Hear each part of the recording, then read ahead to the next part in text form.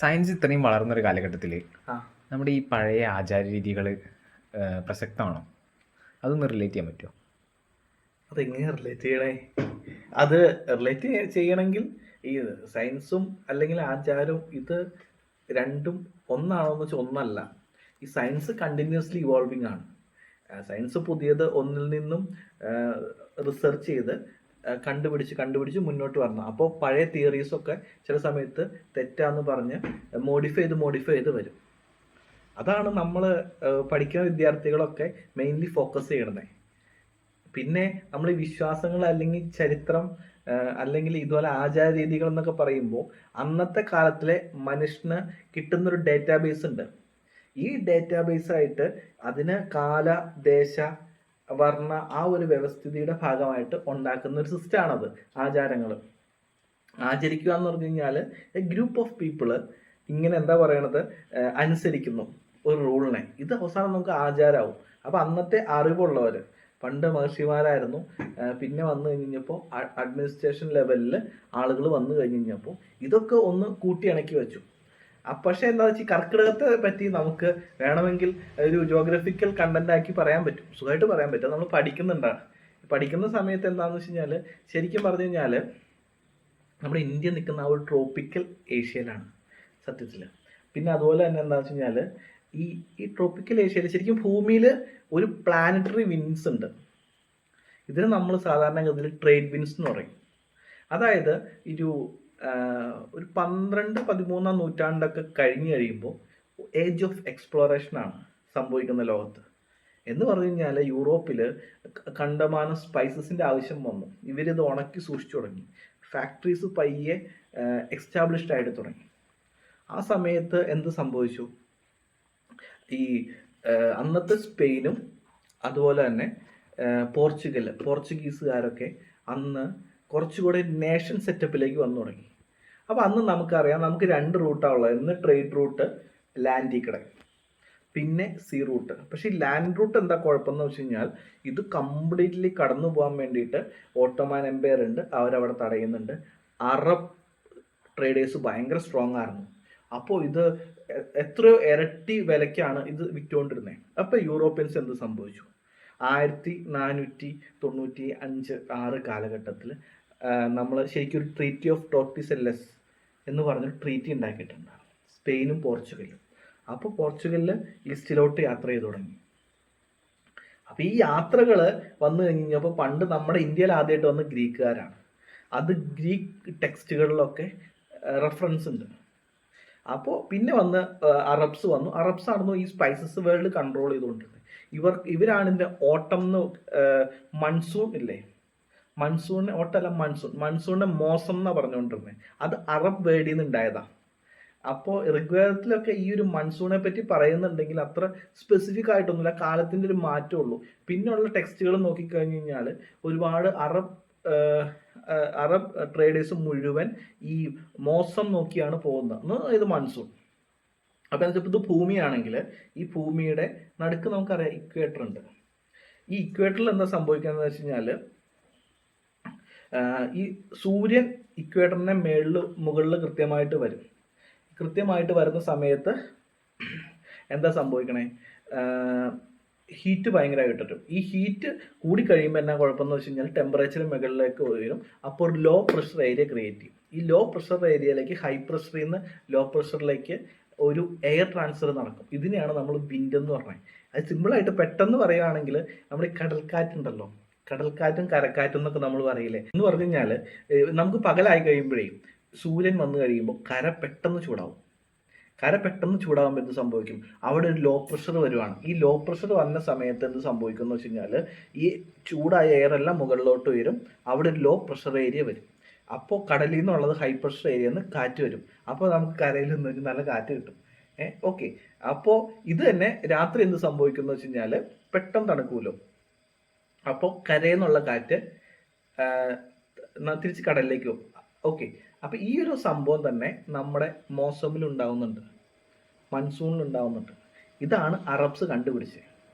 അപ്പോൾ നമ്മൾ പറഞ്ഞു ബാറ്റിൽ ഓഫ് ടോർട്ടിസെല്ലാസിൽ സ്പെയിനിലും പിന്നെ പോർച്ചുഗീസ് രാജാവുണ്ടല്ലോ മാനുവൽ, അദ്ദേഹം സൈൻ ചെയ്തത് എന്താണെന്ന് വെച്ച് കഴിഞ്ഞാൽ ഇവർ എക്സ്പ്ലോറേഷൻ തുടങ്ങുവാണ് കടലേക്കടെ ഈ സീ റൂട്ട് കണ്ടുപിടിക്കാൻ വേണ്ടിയിട്ട്. അപ്പോൾ എന്ത് സംഭവിച്ചു, ആദ്യമൊക്കെ വന്നവർ ആഫ്രിക്കയുടെ ഏറ്റവും തെക്കേ മുനമ്പുണ്ട്, ആഫ്രിക്കയുടെ ഏറ്റവും തെക്കേ മുനമ്പിൽ cape of good hope, okay, ഇവിടെ വന്നിട്ട് തിരിച്ചു പോവുകയാണ് ചെയ്യാറ്.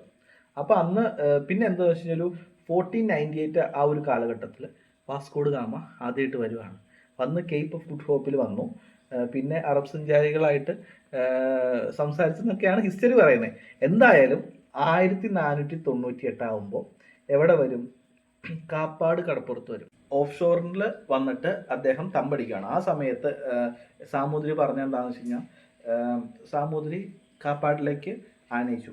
അപ്പോൾ കറക്റ്റ് സ്ഥലം പറയുകയാണെങ്കിൽ പന്തലായനി കടപ്പുറത്ത് വരുവാണ് ചെയ്യുന്നത്. എന്താണെന്ന് വെച്ച് കഴിഞ്ഞാൽ അന്നത്തെ റീജിയൻ, ഈ കോഴിക്കോട് കാപ്പാട് റീജിയൻ ഉണ്ടല്ലോ, 5 ദേശങ്ങളായിട്ടാണ് തിരിഞ്ഞത്.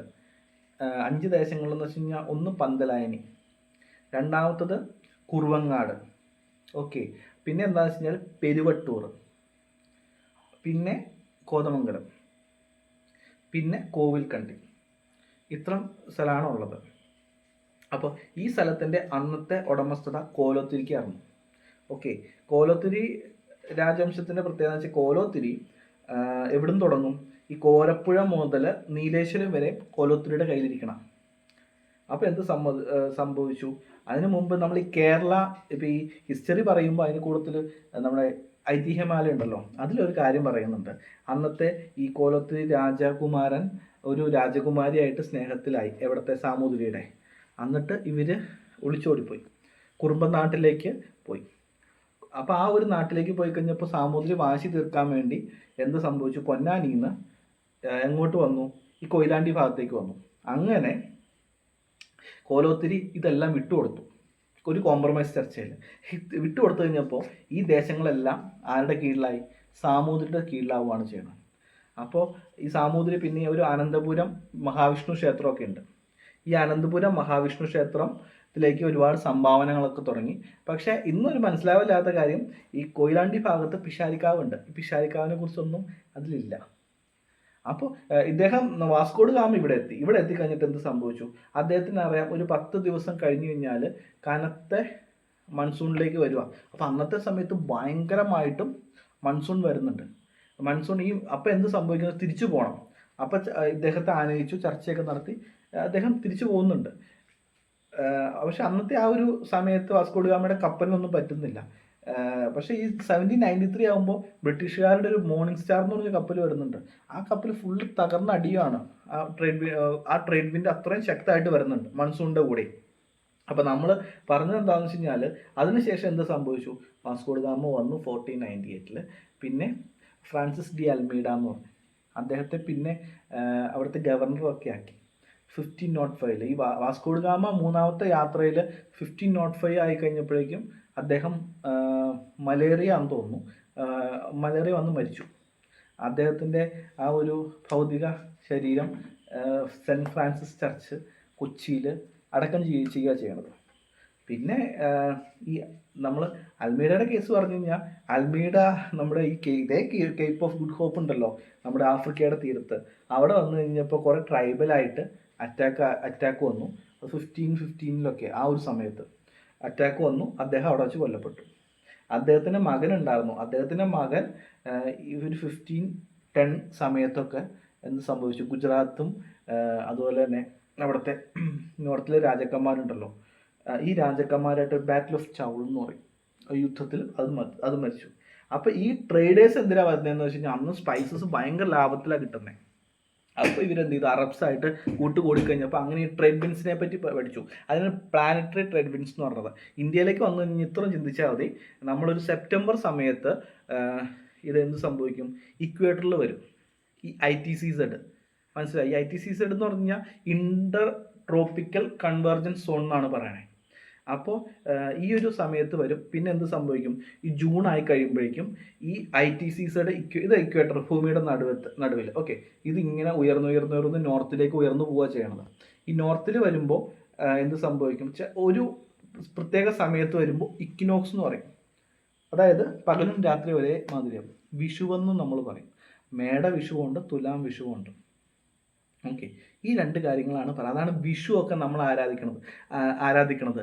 വിഷു എന്ന് പറഞ്ഞു കഴിഞ്ഞാൽ സത്യം പറഞ്ഞാൽ ഒരു സംസ്കാരത്തിൻ്റെ പ്രതീകമാണ്. ഇതൊരു കണി കാണൽ ചടങ്ങൊക്കെ പിന്നെ വരുന്നതാണ്. അതൊരു മതമായിട്ട് ഹിന്ദുയിസം ഒരു മതമാണെന്ന് പറയുന്നില്ല, ഒരു സംസ്കാരമാണല്ലോ. അപ്പോൾ ആ ഒരു കൾച്ചറൽ ഫെസ്റ്റ് മറ്റേ മേടപ്പത്തൊക്കെ നമ്മുടെ മകരക്കൊയ്ത്തൊക്കെ കഴിഞ്ഞ സമയത്ത് ഭയങ്കരമായിട്ട് ആഘോഷം വരും. ഈ സാധനങ്ങളെല്ലാം കിട്ടിയല്ലോ, ഈ ആഘോഷത്തിൻ്റെ പ്രതീകമാണ് വിഷു. ഇതാണ് വിഷുവായിട്ട് അങ്ങടെ ആളുകൾ സെലക്ട് ചെയ്യണത്. പിന്നെ എന്താണെന്ന് വെച്ച് കഴിഞ്ഞാൽ തുലാത്തിലും ഇതുപോലൊരു ഇക്വിനോക്സ് വരുന്നുണ്ട്.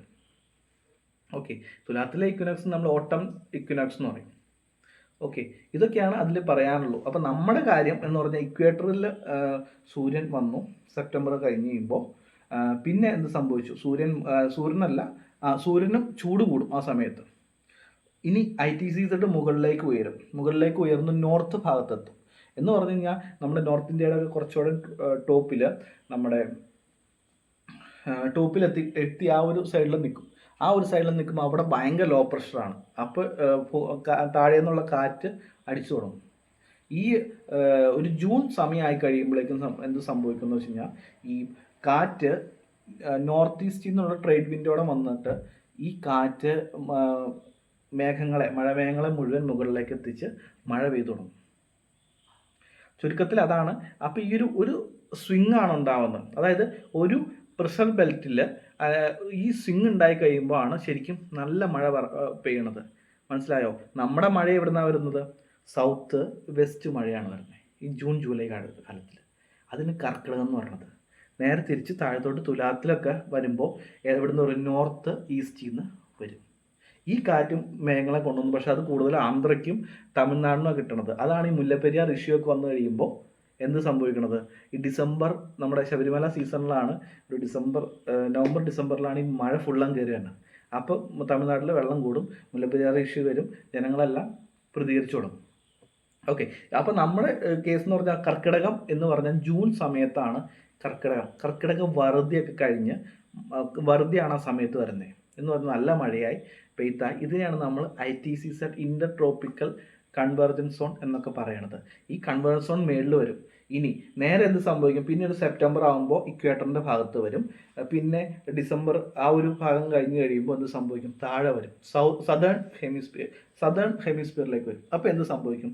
ഇവിടെ ചൂട് കൂടും, ഭയങ്കര ചൂടാവും. മനസ്സിലായോ? ഇതാണ് സത്യത്തിൽ അതാണ് നമ്മുടെ എന്ത് സംഭവിക്കണം? മകരമാസം കഴിയുമ്പോഴേക്കും ചൂട് കാലത്തിലേക്കാണ്, വേനൽക്കാലത്തിലേക്കാണ് വരുന്ന നമ്മുടെ ഏരിയ. മനസ്സിലായോ? ഇതാണ് ഇതിനെപ്പറ്റി നമ്മൾ എന്ത് പറഞ്ഞത്? ഒരു ജോഗ്രഫിക്കൽ സൈഡിൽ പറഞ്ഞത്. അപ്പോൾ നമ്മളിപ്പോൾ പറഞ്ഞില്ല, അതിൻ്റെ കൂടെ ഹിസ്റ്ററിയും കൂടെ വന്നു കഴിയുമ്പോഴാണ് കാര്യങ്ങൾ കറക്റ്റായിട്ട് മനസ്സിലാവുള്ളൂ. ഓട്ടോമാൻ എംപയർ ഈ 14ാം നൂറ്റാണ്ടിൻ്റെ സമയത്ത് ഓട്ടോമാൻ എംപയർ ഭയങ്കര പവർഫുള്ള്. അറബ്സ് നല്ല രീതിയിൽ അന്നത്തെ ട്രേഡേഴ്സ് എന്ന് പറഞ്ഞ സത്യത്തിൽ വെനീസും ഉണ്ട്, വെനോവ എന്ന് പറയും, ഇറ്റലിയിലുള്ള ആ ഒരു ഏരിയ. അപ്പോൾ അവർ ഭയങ്കര പവർഫുള്ളാണ്. അവരുടെ പ്രശ്നം എന്താണെന്ന് വെച്ച് കഴിഞ്ഞാൽ നല്ല പവറായിട്ട് ഇരുന്ന് കഴിയുമ്പോൾ ഇവർ ഭയങ്കരമായിട്ട് സ്പൈസസിന് ഇത് കൂട്ടും. അപ്പോൾ ലാൻഡ് റൂട്ട് പറ്റില്ല. അപ്പോൾ എന്ത് ചെയ്യുന്നു? സീ റൂട്ട് എക്സ്പ്ലോർ ചെയ്യാണ്. ഏജ് ഓഫ് എക്സ്പ്ലോറേഷൻ എന്നാണ്. വെൽത്ത് വേണം, ഒന്നാമത് സ്പൈസസ് വേണം. എല്ലാത്തരം സ്പൈസസും ഈ ഡ്രൈ ആയിട്ട് മീറ്റ് ഐറ്റംസ് എല്ലാ സാധനവും ഡ്രൈ ആയിട്ട് വെക്കാനാണ് ഇവരിത് ഉപയോഗിച്ചുകൊണ്ടിരുന്നത്. അപ്പോൾ ഈ വിശ്വാസം സയൻസും എന്ന് പറഞ്ഞു കഴിഞ്ഞാൽ സയൻസിൽ ITCZ ഉണ്ട്, ട്രേഡ് വിൻസ് ഉണ്ട്, പിന്നെ ഇക്വിനോക്സ് പറയുന്നുണ്ട്, സോൾസ്റ്റൈസ് ഉണ്ട്. സോൾസ്റ്റൈസ് എന്ന് പറഞ്ഞു കഴിഞ്ഞാൽ നമ്മുടെ ഒരു ലാറ്റിൻ വേർഡാണ് സോൾസ്റ്റൈസ് എന്ന് പറഞ്ഞത്. ഇതിനാണ് നമ്മൾ അയനം എന്ന് പറഞ്ഞത് മലയാളത്തിൽ. സമ്മർ സോൾസ്റ്റൈസ് എന്ന് പറഞ്ഞു കഴിഞ്ഞാൽ ഉത്തരായനം. ഞാൻ ആദ്യം പറഞ്ഞില്ലേ, ഇതിനെ സംസ്കാരമായിട്ട് അല്ലെങ്കിൽ വിശ്വാസമായിട്ട് ബന്ധപ്പെടുത്തുമ്പോൾ എന്ത് സംഭവിക്കും? നമ്മൾ ഉത്തരായനം എന്ന് പറയും. സമ്മർ സോൾസ്റ്റൈസ് ഉണ്ട്, വിൻ്റർ സോൾസ്റ്റൈസ് ഉണ്ട് എന്ന് പറയുന്നത് ദക്ഷിണായനം. സോൾസ്റ്റൈസിൻ്റെ മീനിങ് തന്നെ ലാറ്റിൻ വേർഡ് സോൾ എന്ന് പറഞ്ഞ സൂര്യൻ, സിസ്റ്റർ അല്ലെങ്കിൽ സ്റ്റൈസ് എന്ന് പറഞ്ഞ വാക്കാണ് വരുന്നത്. ആ വാക്കിന് നിശ്ചലമായിട്ട് നിൽക്കുക. ഓക്കെ, ഇതൊക്കെയാണ് അതിനെപ്പറ്റി കൂടുതൽ പറയാനുള്ളൂ. പിന്നെ നമ്മൾ പറഞ്ഞില്ലേ, മറ്റേ ആര് വന്നു? നമ്മുടെ പോർച്ചുഗീസുകാർ വന്നു, അവർ കണ്ടുപിടിച്ചു. പിന്നെ കുറച്ച് കഴിഞ്ഞപ്പോൾ നമ്മുടെ കൊച്ചി രാജാവായിട്ട് കൈ കൊടുത്തു അടുത്ത ആൾക്കാർ പോർച്ചുഗലിൽ. അപ്പോൾ ഇങ്ങനെ ഡെവലപ്പ് ചെയ്യുകയാണ് അവർ. പിന്നെ അവർ മോസമിനെ പറ്റി അവർ തന്നെ പഠിച്ചു തുടങ്ങി. അപ്പോൾ നമ്മൾ കർക്കിടകത്തെ പറ്റി നമ്മൾ പഠിച്ച് നമ്മൾ കൃത്യമായിട്ട് കൃഷി മറ്റേ വിഷു നമ്മൾ ഇക്വിനോക്സ് വിഷുവിനത്തെ സമയത്ത് പിന്നെ ആ സമയത്ത് 10-ാം ഉദയം വരുന്നുണ്ട്. ഈ 10-ാം ഉദയത്തിന് എന്ത് ചെയ്യും, 10-ാം ഉദയം കഴിഞ്ഞ് കഴിയുമ്പോഴേക്കും നമ്മൾ വിത്ത് വിതച്ചു തുടങ്ങും. ആ സമയത്ത് ആണ് വേനൽ കൃഷികൾ വരുന്നത്. പിന്നെ ഒരു 10 ദിവസം കഴിയുമ്പോഴേക്കും മഴയൊക്കെ പെയ്യും. അപ്പം ഇത് ഹിസ്റ്ററി അല്ലെങ്കിൽ ജോഗ്രഫി ഒക്കെ നമ്മുടെ സംസ്കാരമായിട്ട് ബന്ധപ്പെടുത്ത് വിശ്വാസങ്ങളായിട്ട് ഈ ഒരു കണക്ടിവിറ്റിയാണ്. അതിലേതാ ശരിയെന്ന് വെച്ച് കഴിഞ്ഞാൽ സയൻസാണ് ശരി. വിശ്വാസങ്ങൾ ഒരു പരിധി വരെ ഇതുമായിട്ട് കണക്ട് ചെയ്യണതാണ്.